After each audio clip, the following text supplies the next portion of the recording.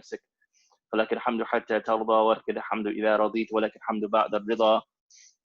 اللهم صل وسلم على سيدنا محمد في الأولين وصل وسلم على سيدنا محمد في الآخرين وصل وسلم على سيدنا محمد في كل وقت وحين وصل وسلم على سيدنا محمد في الملأ الأعلى إلى يوم الدين وصل وسلم على سيدنا محمد حتى ترث الأرض من عليها وأنت خير الوارثين. الحمد لله رب العالمين. نويت التعلم والتعليم والتذكر والتذكير والنفع والانتفاع لفعالة والاستفادة والحث على التمسك بكتاب الله وسنة رسوله صلى الله عليه وسلم والدعاء إلى الهدى والدلالة على الخير ابتغاء وجه الله مرضاته وقربه ثوابه سبحانه وتعالى.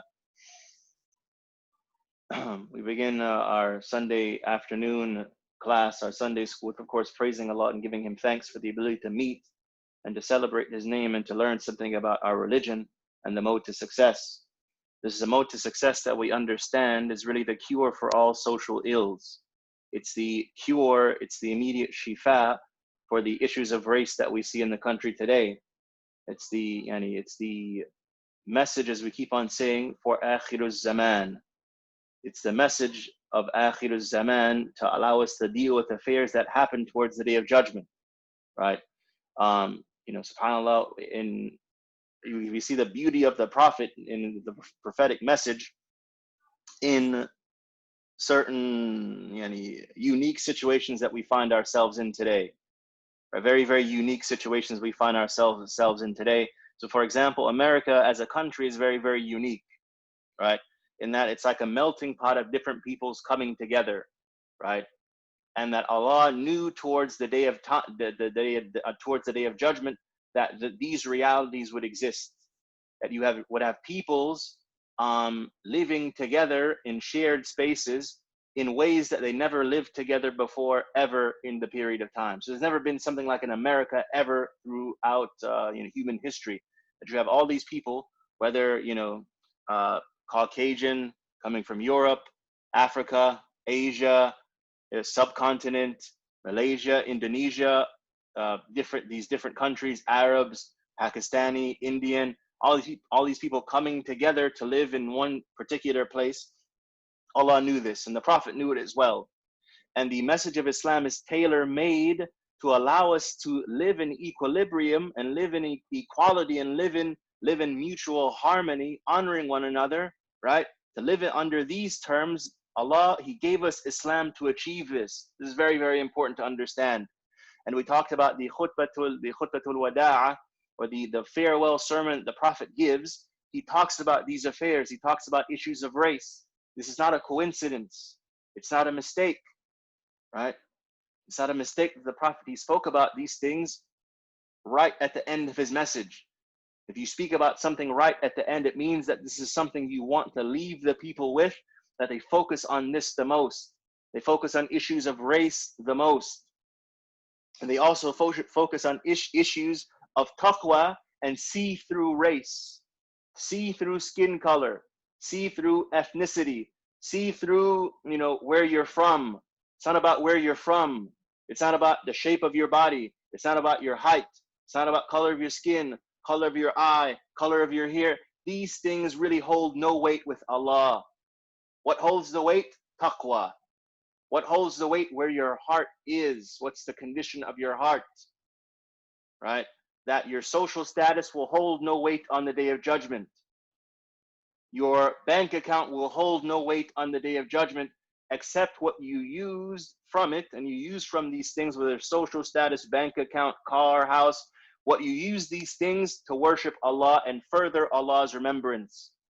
It's the only way they'll benefit on that day. That's the only true benefit they have for us in this life, right?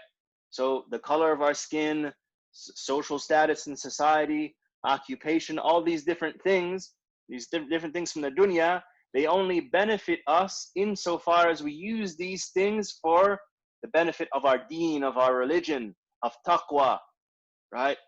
We're not saying that having a good career is bad. We're not saying having a nice car is bad. We're not saying having a nice house is a bad thing. This is important. This is the balance and the beauty of Islam, that these things are actually blessings from Allah. They're blessings from Allah. A good career, nice house, nice car, nice clothing, having wealth, all these different things, they're blessings from Allah. And there's actually a hadith where Allah's Prophet sallallahu alaihi wasallam, he says that Allah, he blesses his slave and he likes to see the slave enjoy the blessings. So he likes, for example, to see the slave, his slave wear nice clothing, right? Or to drive in a nice car. These things are fine, but that these things should further the remembrance of Allah and further the slave's connection to Allah. That is, that these blessings should be recognized as blessings. That these blessings should be recognized as blessings, and we should praise Allah for these things that we enjoy. They're from what the Prophet calls an-na'im, right? These pleasurable things in life. That these things are made pleasurable primarily that we give thanks. This is important. But when we turn these things into a means of arrogance, a means of looking down on someone else, whether based on skin color, wealth, house, you see your neighbor, I'm better than him, my house is bigger. Or I'm better than him, fill in the blank. I'm better than her, fill in the blank, right? Fill in the blank. I'm better than her because I'm from India and she's from Bangladesh. Or I'm from Egypt and he's from Libya. Or I'm from here, they're from there. I'm white, he's black. I'm black, he's white. I'm black, he's Hispanic, Latino. It doesn't end. It doesn't end. And we're not, these are a few examples, and people actually believe these things in our day and age. Maybe some of them are even Muslims. Really, some of them claim to be Muslims, but that if you're from, for example, Egypt, you're better than a person who's from like Sudan or Algeria. People actually believe this. I've met people who believe we are better than someone else because we're Arabs, so we're better than everyone else. Or we're from this country, so we're better than them. People actually believe these things. The Quranic message that inna akramakum indallahi atqakum hasn't even gotten to the hearts of some Muslims.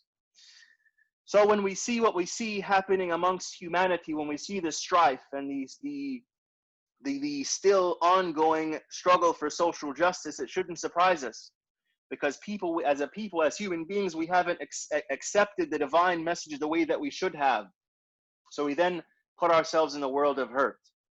And the more we are far from the Quranic manhaj, the Quranic methodology and the prophetic methodology, the more we're far from these things, the more we will suffer.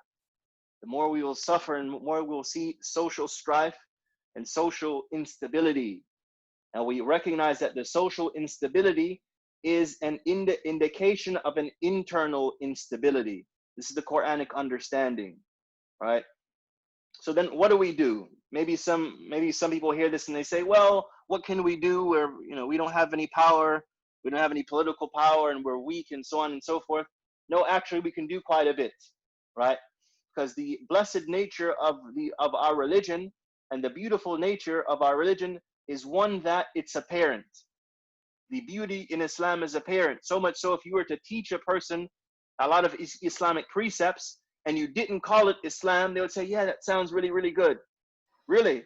Let's say you taught a person Islam, but you didn't call it Islam. You just said, this is this is just world religion class. And think about it. If you just taught them these things, they'd say, yeah, that sounds really good. Yeah, it makes sense. And if you said it was Islam because of because of preconceived notions and ideas of race and ideas of, false ideas of race. Oh, Muslims, they all look like this. Muslims, they all wear turbans because of these preconceived notions and these things. Basically, this is what Shaitan does. Stir up these little foolish things in the minds of people, right? So we become confused, right? So the point is to say that if we teach the precepts of Islam, and we teach people and call these people the things that they know the beauty of it when they see it. It's universally beautiful, right? Caring for your fellow man, feeding the poor, equality amongst people. Everyone knows at the core of the human being, at the primordial level of the human being, we know certain things to be true. It is the ego, the nafs, that sort of puts a veil on things. It's like a smoke screen. So for example, any person who is a racist, it's like he has a smoke screen on his intellect, right? A smoke screen, or it's like we call it a stupid screen. Right? A person thinks, my skin is this color, therefore I'm better than that person because his skin color is different. Or, even I'm better than that person because he's from Ireland and I'm from England, so I'm really better than him. Or he's from Scotland, I'm from England, so I'm better than him. And people actually believe these things. I'm not making this up. Because if you're from the mainland of England, you're then better than the Irish, right? Or that if you're from, and people actually believe these things. If you're from Germany, you're better than a person from Poland, or you're better than a person from Russia. All these different sort of things. Because Eastern Europe, they're poor, right? They're poorer, they're more impoverished, and not as advanced as Western Europe. So therefore, the Western Europeans, they feel more superior, and they consider it actually to be a racial superiority. Because you have more money, you look down upon other people. This is wrong. It's despicable. In any case, as a part of alhamdulillah, I'm a part of a interfaith network, and we often discuss these topics. We often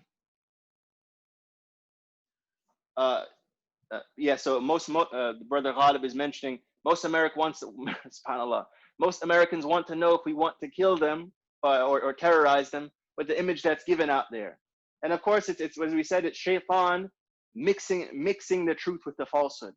That you call something Islam, and then this doesn't have to do with anything in Islam. I'm sorry, but the person in the far off village in Afghanistan, the ignorant person in Afghanistan who did the honor killing, right? That does not have anything to do with Islam. That's a person in a far off corner of the world who is ignorant. And we'd say, worse yet, he is inhumane. This is not a humane act. This has nothing to do with anything that's humane, much less the religion of Islam, right? But unfortunately, CNN and especially Fox News as well, they always find these little villages. Well, who even knows how they even find these villages? Maybe they have their correspondents who try to, go around and seek out these different villages, these small corners, small a mountain that nobody's been, nobody else has access to. But CNN will find the cameras there. They'll send the cameras. SubhanAllah. We ask Allah for safety. I mean, so it's important. So we always mention that we reflect the best aspects of our faith, right? That we sort of take this thing by the horns. We look to share our faith in the best sort of way. Alhamdulillah, and I'm pleased to know that many people in our community, that they've taken this seriously. So we have, especially amongst the women, we have this da'wah ongoing, giving a da'wah to women, non-Muslim women in the community. It's very, very beautiful. And it starts with, when we talk about the da'wah, we're talking about just sharing a Quran, sharing a hadith, sharing a small pamphlet on Islam. These things seem to be small, but they go a long way, right? They go a long way. I just shared a video of a woman. She has to be in her 80s, a Caucasian woman in her 80s, and she came to Islam after searching her entire life. The point is to say that there are people out there searching, and all you have to do is just give them a pamphlet, and they'll say, wow, why didn't, and the lady actually said, how come nobody ever told me this before? How come nobody ever told me this before? And she's 80 years old. Because all she ever saw was Fox News. All she ever saw was Sky News, maybe. All she ever saw was, the things that are in the common media. Right? It's not, these things aren't substantial. There's no substance there. It's all what we call yellow journalism. It's all about, that the most graphic things and the most, sort of bizarre things, this is what sells, and this is what people want to see often. So this is what's on the news. So getting to know our neighbors, and sort of bridging these gaps is very, very important, undoubtedly. And the message has to be a medium in that regards. So we came up, there's a small action plan that, so I talk about these things, that when we speak to our neighbors, or we speak to even law enforcement, or when we interact with greater society, that we also bring something to the table, that we share our Islam amidst these times of turmoil. As Malcolm X said, that this turmoil, or this, the turmoil within the human soul, especially for white people, white Americans, right? That arrogance, it can only be cured by Islam. That's what Malcolm X said, and I would agree. Those people who are racist, those people who are ignorant in their racism, that the only cure for it is Islam, really. The government has given legislation, the last 60, 70 years has been passing legislation. There are still people who are white racists. They think because by virtue of them being white, they're better than everybody else. There's still this, and the government has passed legislation. We have within our school curriculums, people are still being taught. Alhamdulillah, the goodness, it reflects in the goodness of people that some people respond to that, but others still have not responded. And even to this day, amongst many white people, actually, there's a hidden racism. There's a hidden arrogance, and I've seen it. There's a hidden arrogance that there's like they have it in their minds that we are really better than everyone else. We just don't say it openly. And sometimes these things are really, really deep within the heart, and it lays hidden, right? SubhanAllah. Now, other times it's not hidden, but sometimes it is. But anyway, we talk about there's certain plans of action that we can do. The most immediate plan of action, or the thing that we can do, is educate ourselves. Just to read, and I've shared some books on the group, and inshallah, as I come across things that I think are pertinent, I will share those as well. But that we educate ourselves about, for example, the African American experience in the United States. Undoubtedly, African Americans are often in the news. African Americans are often, I think they make up a majority of the prison system in the United States. If you go to the predominantly African American communities, they are usually the poorer communities. Right? This is a reality. But I will be explicit with what I'm going to say now. If we think that it is just random, or you think that the reason why the African Americans are poor, or you think that the black people, the reason why they're in jail is because they're just bad, or that they're lazy, or that this is what they deserve, then we're the fools. We're the idiots. We're idiotic if we think that this situation doesn't have reasons.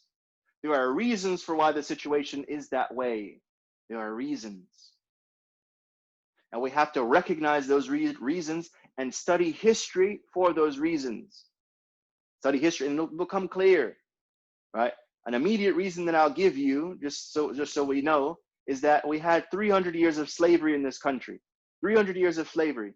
And then even when slavery was abolished by Abraham Lincoln, you then had what we call 150 years of what we call Jim Crow. Jim Crow is basically laws designed to oppress African Americans in their own sort of country. They were citizens, but they were second-class citizens. They were citizens, but they were not really citizens, right? Very, really, really sad stories connected to that. So we should know that history. There's a reason why things are the way they are. There are reasons. We should study these reasons. So after educating ourselves, we should have compassion, empathy, mercy, love. This is important. Also having good assumptions about people, making excuses. So after we know what we know, we then have to be compassionate. Be a people who understand the situation is a certain way, and then respond in kind, respond with compassion, right? And even with law enforcement, it'll be good for law enforcement to study these things. It'd be good for white officers to study these things. You know, like the community that you're policing, why is there crime here in the first place? Why does crime happen? Is it just that the people are bad? Well, that's I think really short-sighted. Or they're just bad, so they do crime. I think it's really stupid and short-sighted. We don't really study. We don't study, okay, why does crime happen? And especially an area that has a high crime level. Why does that happen? That has to be studied. And once we study that, we have to also have compassion in dealing with those communities. This is critically important. The second thing that we discussed in our meetings is establishing a culture of justice. And as we said, we mentioned this over and over again, that justice, it starts with us on an individual level. So I have to establish justice in my life with myself, and then with my family. And then we move to the extended family and the communal level. So we mentioned this, especially in the Islamic worldview, the Islamic cosmology, as we talk about it, that we have light and we have darkness, right? Light has its fuel, right? Light has its fuel, and darkness will have its fuel. What we see in society, when we see when we see darkness in society, is because people are giving fuel to that darkness. People are feeding the darkness, right? And that if we want to fuel the light and enlighten people, we have to fuel that light. And it starts with empathy, compassion, and also establishing justice with ourselves, with our families, and also in our communities. This is really critically important. Social justice. So we start with ourselves, then our families, and then at a communal level, or at a masjid level, that we treat people fairly, honestly, with dignity, and so on and so forth. We treat our brothers and our sisters as we would want to be treated ourselves, right? So, alhamdulillah, this doesn't apply to our masjid, alhamdulillah. I think we have, for the most part, we have our ducks in a row. But for some other masajid, when we, for example, put women in a closet to pray, or put them in a dark back room that smells, doesn't have any AC, it's hot, and then we expect, our community to flourish, this is foolish. When we are unjust towards women, and this is actually one of the things that the Prophet, he counsels us with: be fair with women, be just with women, be kind with your women folk, be just with your women folk. That we, those people who are in charge, that we look out for our women folk. The Prophet counsels us with these things. One of his last counsels, that he counsels us with treating our women fairly. That Allah has put us in authority as men, usually in authority of, for example, mosques or religious institutions or any other institution, that we treat women fairly. That we give people, we speak for people, we defend people who sometimes can't defend themselves, right? So this is establishing a culture of social justice, really, really, really important. And that's at every single level, at the individual level, familial level, masjid level, and how we treat people, how we treat customers, and so on and so forth. These things are very, very important. This will fuel the light. It'll fuel the light in our lives internally. It'll fuel the light amongst our family members, in our community, our masjid. This is how it works. This is the Islamic cosmology. Now, so I mentioned this, and just a few short points, because of course we have to be a people who are in tune with our circumstances and the situations that we face in the world today. We have to know how we respond. What's the Islamic response? We must know it. We have to know these things, right? Too often than not, sometimes as Muslims, we are aloof. We are aloof. I've heard of some communities that they think, for example, the George Floyd killing, George Floyd's murder, it has nothing to do with them. There are Muslims in the United States that believe, oh, that's just one person. And then you have, worse yet, some people who say, oh, he wasn't Muslim, what do we care? This is sick. That's sick. That's sick. And a person who believes that is far from the Quranic methodology. You're far from Islam, really. That a person is murdered in the street and you say, he's not Muslim. This is a sickness. And we should recognize it to be that. And we say, oh, he's not Muslim. This is sick, right? Any life taken anywhere is, any act of injustice anywhere is an injustice for everyone, right? No, we should take these things seriously. And even, let's say, a person may say, well, what can I do, right? What can I do? We gave some points that we can do, but also, if we cannot do anything else, we at least dislike these things in our heart. That we dislike the unjust killing, the unjust killing of George Floyd. You dislike it in your heart. That you have an enmity towards it. You have a hatred of that in your heart. This is the least that we can do, and that makes a difference. Makes a huge difference. But to be completely that have complete apathy, to think, oh, what does it have to do with me? What does it have to do with us? This is sick. All right, this is a crisis within the soul. If we have this idea, and many Muslims do. Some Muslims, they have this idea, or some other Muslims, they may say, well, why am I protesting here in the States? Palestine is also really, really bad. Kashmir is bad. We respond to that those are of legitimate concern as well, but that we live here in this country and we should engage in this country and care about the social welfare of this country, right? We care about Kashmir, we care about India, we care about Palestine, we care about the Middle East, but that shouldn't detract from any injustice, any us paying attention to injustice in our very own communities. And that doesn't take away from the importance of paying attention to India or Pakistan or Kashmir. It doesn't take away from that. Why does it have to be, oh, well, I'm not worried about this situation here because there's something going on over here? Problematic, right? So we just mentioned a few points as it concerns that.